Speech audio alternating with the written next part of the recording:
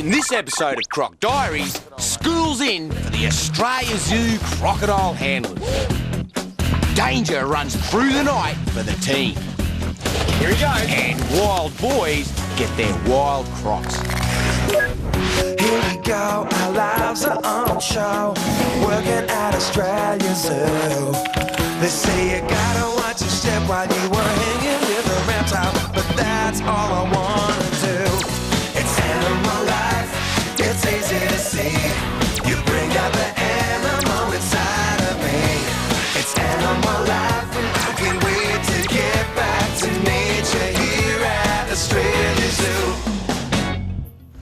We're going head-to-head with some of the toughest, gnarliest Crocs on the planet in remote, untamed, tropical North Queensland. Hey, how you doing? Welcome to Lakeville. Thanks, mate. Good to see you, mate.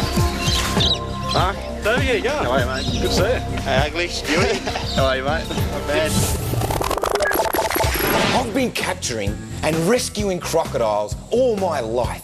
In fact, my mentor, my dad, had me capture, restrain and rescue my first crocodile when I was only 9 years of age. I have more experience with crocodile rescue than anyone else in the world.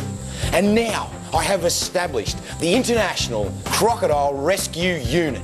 But I'm only one bloke, so the time has come where I have to take my friends and family from Australia Zoo out from the zoological institution where crocodiles are in captivity to the bush, to the working coalface where crocodile problems crop up. Gather up, troops. Gather up, gather up.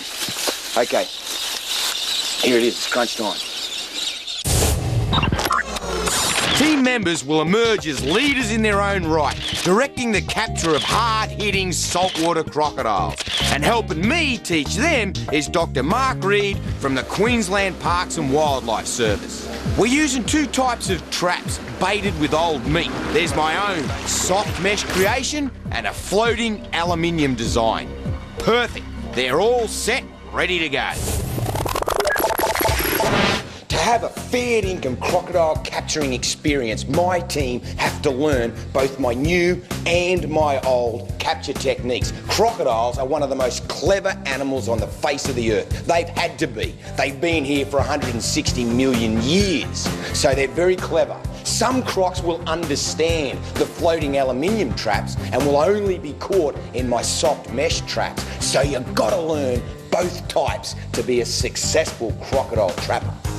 As well as passing on my techniques, we're helping in a world-first research project, satellite tracking of wild crocs. But first, we've got to catch them. It destroyed it. Something's damaged the trap, Stuart. Crocodile will have to be down the water. Obviously, the bait has done its job, but not in the trap. From the outside, there's teeth marks in the pig from the outside. He's pulled it out, pulled the trap apart, set it off, and then come and ripped into it.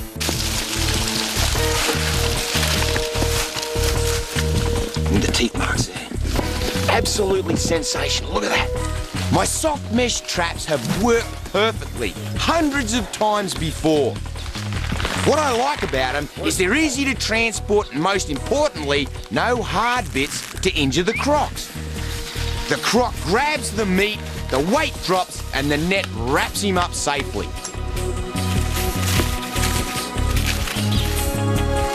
Rightio, the proof is in the pudding, I guess. So Stewie's our volunteer crocodile. Come on, Stewie, get up in there.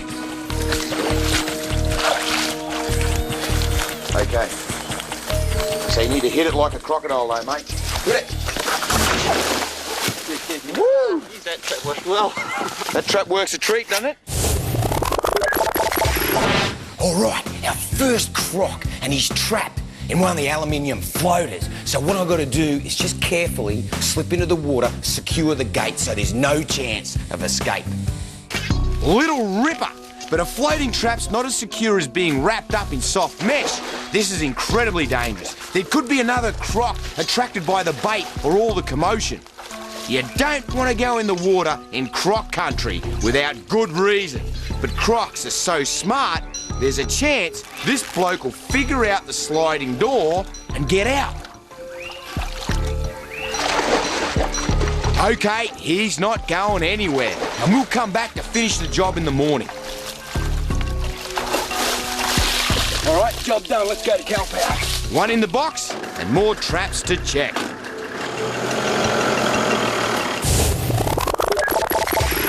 I know for a fact that there's some big, heavy-duty crocodiles in our river system, no doubt about it. Whew! Thank goodness we caught a smaller, medium-sized croc as our first one. It's nice to walk before you run. You never want to take on a croc in the water where he's got the advantage. So we're going to tie him onto level ground where we've got more space to move around. How big? I'd say he's a little bigger than 6. How big? 7. 7? Yeah. He's definitely over 6. He's right there under the bait, Mark. Now, Dr. Mark Reed, he's the Senior Conservation Officer with Queensland Parks and Wildlife in charge of our crocodile population. So he'll work all right for a transmitter. Absolutely. Rightio. You want to go in there? I'm happy if you're happy. I am. That'll be good for us and you. Great. Mark's research project will fill some of the enormous gaps in our crocodilian knowledge. Radio and satellite tracking is going to tell us stuff like their home range, their territory, how far and how often they move up and down. It's almost a mystery.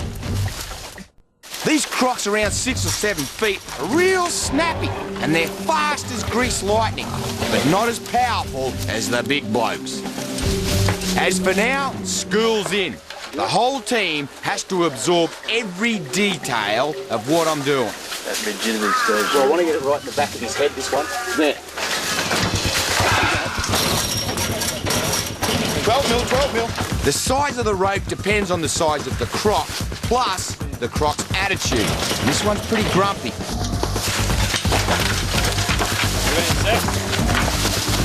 Take the weight.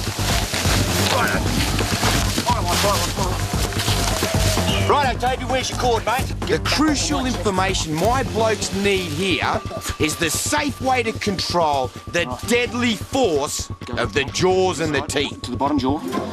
Right, and then pull it up tight. That's it, now rip. Round you go. Like that. While my pupils learn the fine points of snout binding, Mark's getting ready to show them how to attach a transmitter. Nice and tight, mate. Work your way up towards the nasal disc, but do not cover the soft part of the nasal disc. That's your guide. You watching this, Stewie? Where's your head? I am watching. Good. Righto, mate, that'll do.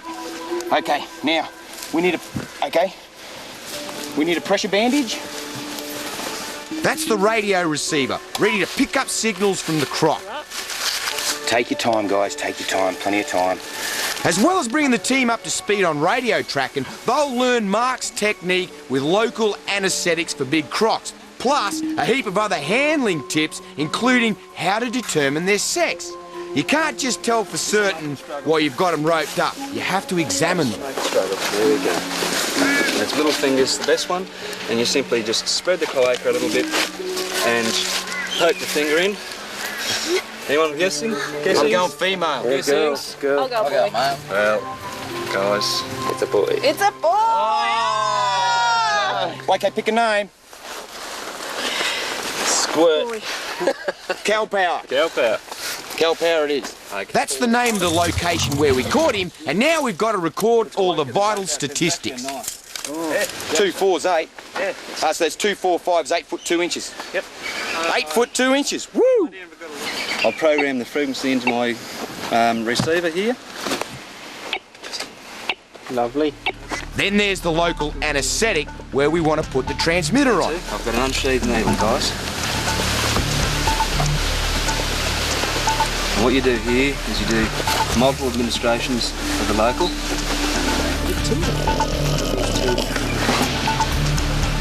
Alright. Here we go.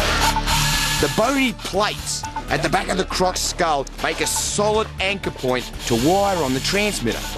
Transmitters are activated by a magnet, so I've taken the magnet off, which this means this is now squawking. I'll program the frequency into my receiver here. I'll turn on the volume.